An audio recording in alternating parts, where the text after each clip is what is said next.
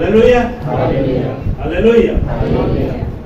तो पिछले सप्ताह हम सीख रहे थे, क्या सीख रहे थे? मसीहों को सावधान रहना है। मसीहों को या विश्वासी को सावधान रहना है। हमने यीशु को ग्रहण किया, यीशु पर विश्वास किया। यीशु पर विश्वास करने के बाद में हमको क्या रहना है? सावधान रहना है। अगर हम यीशु पर विश्वास करते हैं मेरे प्रियो, हम चर्च में संगति करते हैं, बाइबल पढ़ते हैं, प्रार्थना भी करते हैं, लेकिन अगर हम सावधान नहीं रहेंगे मेरे प्रियो, तो हम अपने जीवन में कई नुकसान उठा सकते हैं और हो सके तो हम अपने उद्धार को भी। तो इस बात को हमको सीखना है। इसलिए हमारा विषय था क्या? विश्वासी को सावधान रहना है। पिछले सप्ताह मैंने बताया सबसे पहली बात भविष्यवक्ताओं से, दूसरी बात मैंने बताया झूठी शिक्षाओं से, तीसरी बात मैंने बताया भरमाने वालों से, और चौथी बात बताया अधर्मियों से। और आज हम अगला जो पॉइंट हम सीखेंगे, कुत्तों से, बुरे काम करने वालों से और काट कूट करने वालों से सावधान। किन किन से हमको सावधान रहना है? कुत्तों से और बुरे काम करने वालों से और काट कूट करने वालों से हमको क्या रहना है? सावधान रहना है। फिलिपियों की पत्री में से पढ़ेंगे 3 अध्याय और दूसरा पद। फिलिपियों की पुस्तक या फिलिपियों की पत्री 3 अध्याय दूसरा पद को पढ़िए। कुत्तों से चौकस रहो। देखो यहाँ पे क्या लिखा हुआ है? कुत्तों से चौकस रहो, कुत्तों से सावधान रहो। किसको सावधान कर रहा है? विश्वासियों को।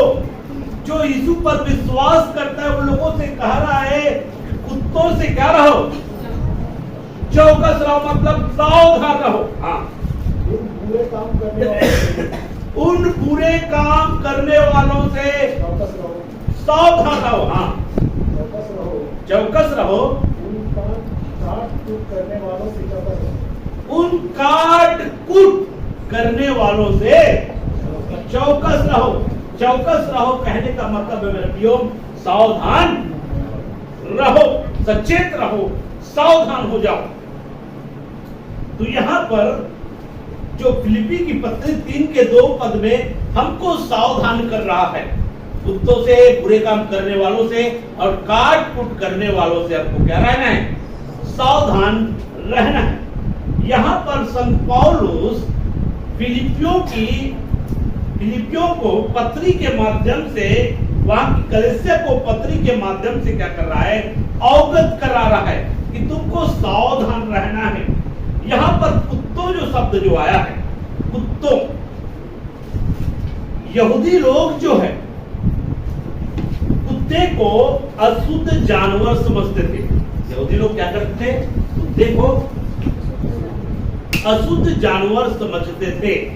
साथ साथ में जो गैर यहूदी है, गैर यहूदी का मतलब गैर यहूदी कहने का मतलब है जो परमेश्वर को विश्वास नहीं करता, जो परमेश्वर को नहीं मानता, मतलब अविश्वासी लोगों को या अन्य जाति लोगों को, इसको बोला गया है गैर यहूदी। गैर यहूदियों को कुत्तों से तुलना करते थे, कुत्तों या कुत्ते समझते थे मेरे प्रियो यहूदी लोग जो है। तो यहाँ पर संत पौलुस का कहने का मतलब है मेरे प्रियो, जो यहूदी जो लोग हैं जिन्होंने यीशु मसीह को ग्रहण नहीं किया, जिन्होंने यीशु मसीह को नहीं अपनाया, लेकिन जो लोग यीशु मसीह को ग्रहण किया था, यीशु मसीह को अपनाया था, उनके बीच में वो क्या कर रहे थे? भ्रम पैदा कर रहे थे मेरे प्रियो। उनके बीच में वो उलझन को उत्पन्न कर रहे थे। उनको उलझन में डाल रहे थे। इनको गैर यहूदियों को, जो यीशु को जो विश्वास किए थे, यीशु पर भरोसा रख रहे थे, उन लोगों को जिन्होंने यीशु को ग्रहण नहीं किया है, वे लोग क्या कर रहे थे, उन मसीहों के बीच में उलझन को पैदा कर रहे थे, जिसके कारण से संत पौलुस जो है उनको कुत्ते से तुलना किया गया। इनको कुत्तों से तुलना किया गया है क्योंकि जो यहूदी लोग परमेश्वर की व्यवस्था और वचन के अनुसार चलने वाले, ठीक है, और अन्य जाति जिसको कुत्ते से तुलना किया गया है, वे उलझन उत्पन्न करते थे, जिसके कारण से उनको कुत्ता बोलते थे। उनका जीवन, उनका जीने का तरीका और वे नीच प्रवृत्ति के लोग थे, जिसके कारण से मेरे प्रियो उनको कुत्ता बोला जाता था। यहाँ पर जो है, जो यहूदी लोग जो है, जो विश्वास में आए मसीहों, गैर यहूदी, उनके बीच में उलझन को पैदा कर रहे थे। क्या कर रहे थे? उलझन को पैदा कर रहे थे, उनको उलझन में डाल रहे थे, जिसके कारण से उन यहूदियों को जिन्होंने यीशु मसीह को तिरस्कार किया, जिन्होंने यीशु मसीह को स्वीकार नहीं किया, उनको बोला गया कुत्तों। इनसे क्या रहो, इनसे क्या रहो। इसका कहने का मतलब है, इस वचन के अनुसार से जो लोग आपको उलझन में डालते हैं, जो लोग प्रभु यीशु मसीह के शिक्षा को नहीं मानते, जो लोग प्रभु यीशु मसीह के शिक्षा को इनकार करते हैं और आपके बीच में उलझन उत्पन्न करते हैं, आपको उलझन में डालने का प्रयास करते हैं, ऐसे लोगों से आपको क्या रहना है? सावधान रहना है। इस बात को पौलुस यहाँ पे सिखा रहा है, जिसके कारण से यहाँ पर कहा गया कुत्तों से, समझ में आया? कुत्तों से सावधान रहो। ऐसा नहीं कि जो जानवर जो है वो कुत्ते नहीं है, जानवर जो कुत्ता है उससे सावधान रहने के लिए नहीं बोल रहा है। यहाँ पर उस जानवर से ऐसे लोगों की तुलना कर रहा है जो मसीहों के बीच में, विश्वासियों के बीच में क्या करता है? उलझन पैदा करता है, उलझन पैदा करता है। जो लोग यीशु मसीह की शिक्षा में चलना चाहता है, जो लोग यीशु मसीह के मार्ग में चलना चाहता है, जो लोग यीशु मसीह के वचन के अनुसार जीवन जीना चाहता है, उन लोगों के बीच में आकर उलझन पैदा करने वाले लोगों से सावधान रहने के विषय में संत पौलुस यहाँ पे सिखा रहा है लड़कियों, जिसके कारण से उनको कुत्ते बोला गया है। ठीक है, अब दूसरी बात यहाँ पर लिखा हुआ है, पूरे काम करने वालों, इनसे पूरे काम करने वालों से भी आपको सावधान रहने की जरूरत है। पूरे काम करने वालों से भी आपको सावधान रहने की जरूरत है।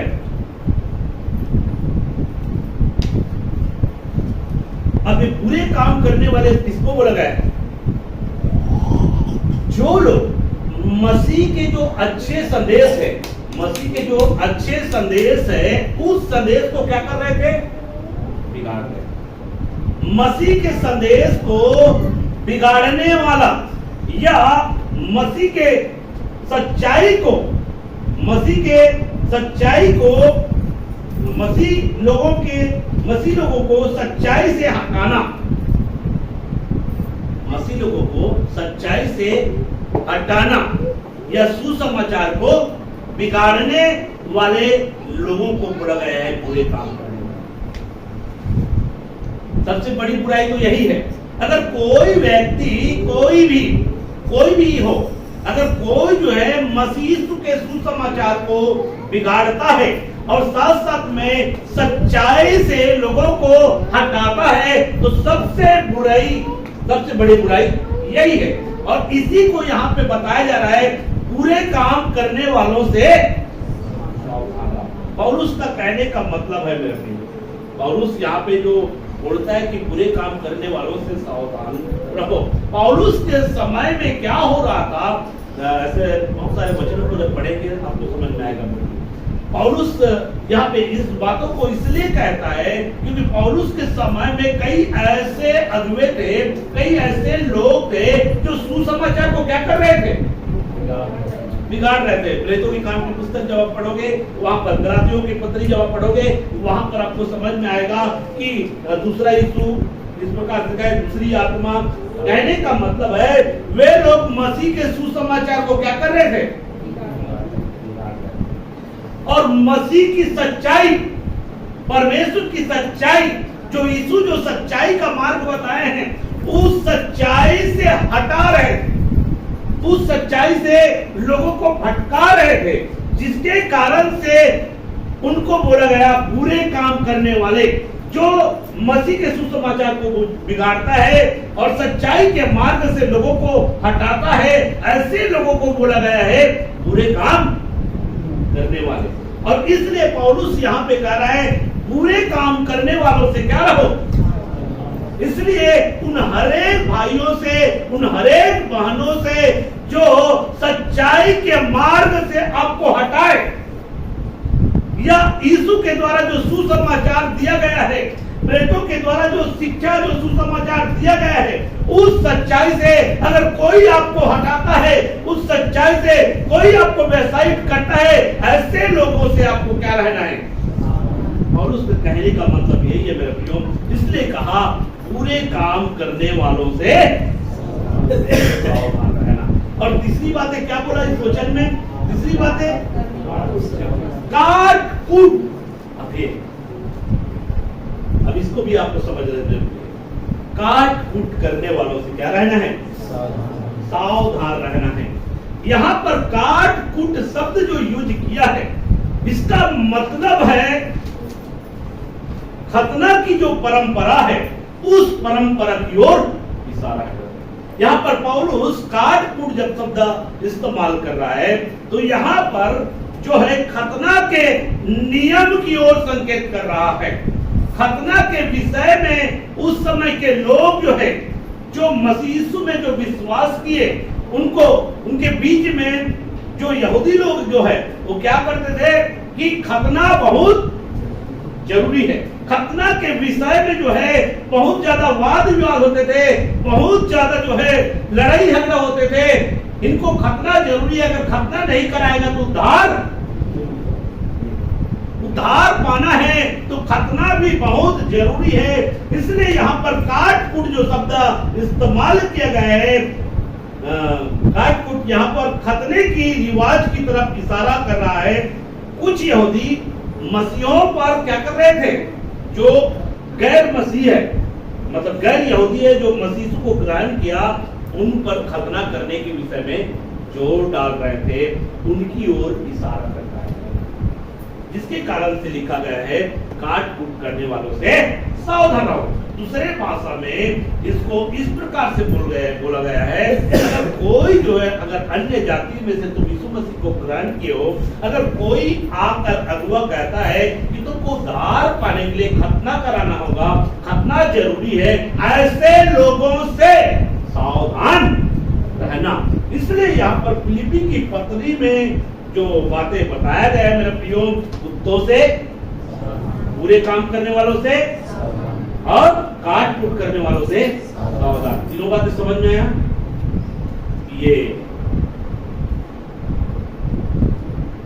अगला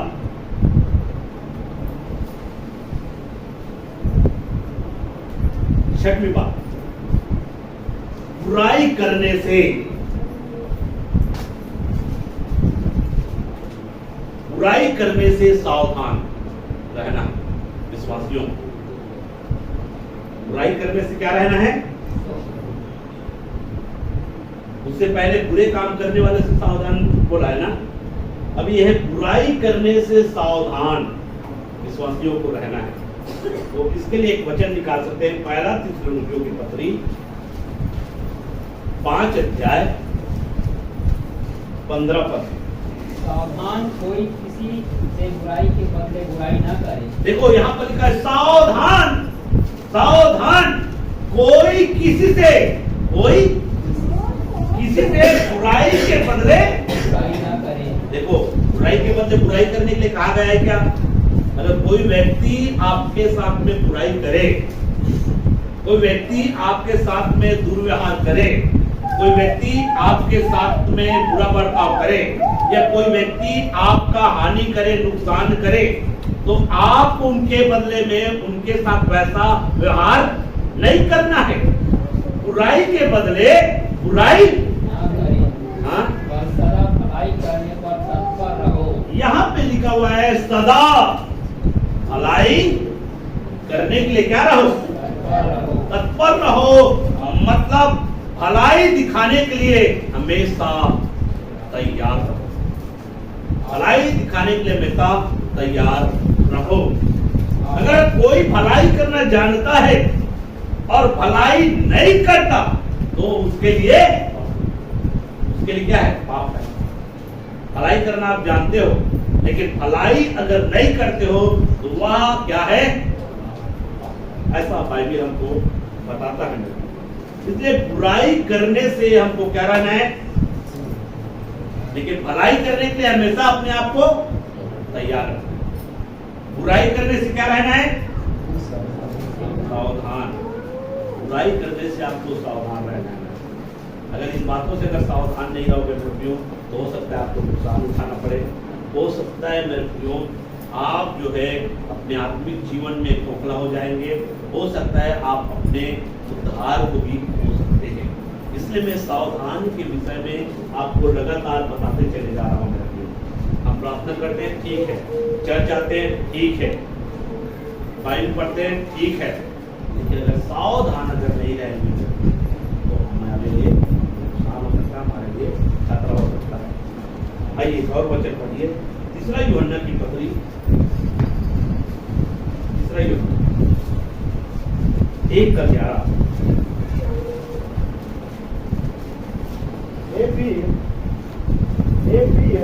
हे प्रियो, बुराई के नहीं, बुराई के नहीं, और भलाई के लिए अनुयायी हो। भलाई के लिए अनुयायी हो। जो भलाई करता है, जो बुराई करता है, जो भलाई करता है, क्या है, जो भलाई जो भलाई करता है वह परमेश्वर की ओर से है। वह परमेश्वर की ओर से है। हाँ।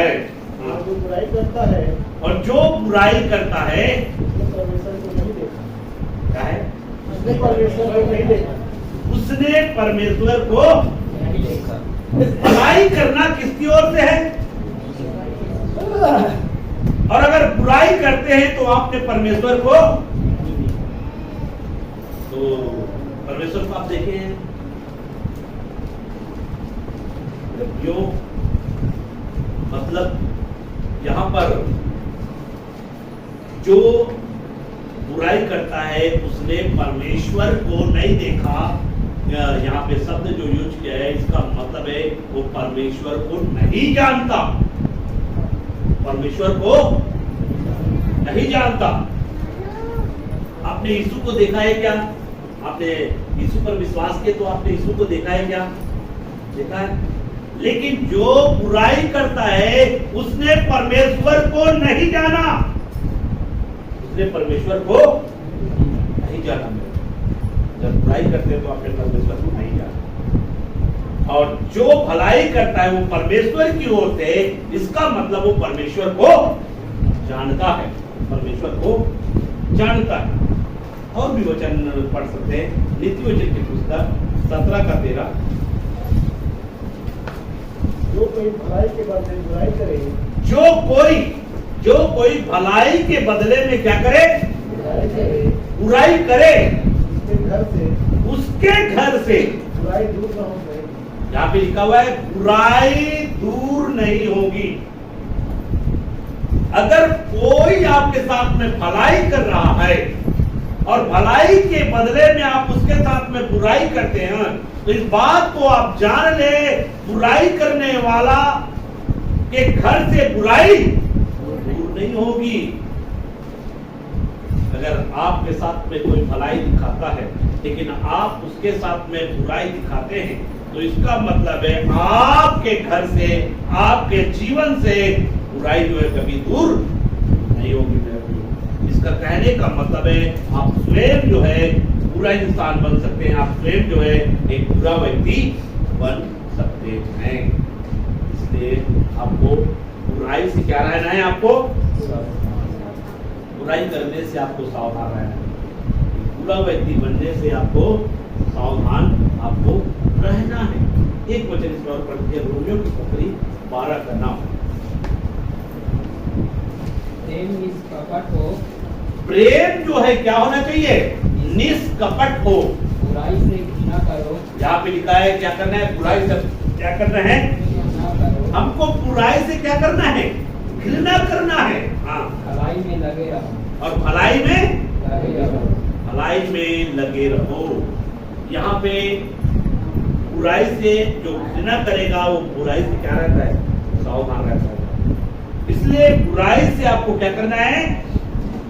घृणा करना है मेरे प्रियो। बुराई से प्रभु यीशु मसीह भी घृणा करता है, बुराई से परमेश्वर घृणा करता है, और जितने भी यीशु के पद चिन्हों पर चलने वाले वे भी बुराई से क्या करते हैं? और आपको भी बुराई से क्या करना है? लेकिन भलाई में लगे रहना है। जब जब भलाई करने का अवसर मिले, भलाई करने से पीछे ना हटे। अगर आपके पास में क्षमता है, आपके पास में सामर्थ्य है भलाई करने का, आप भलाई करने से कभी पीछे ना हटे। उनका प्रतिफल परमेश्वर आपको प्रदान करेगा।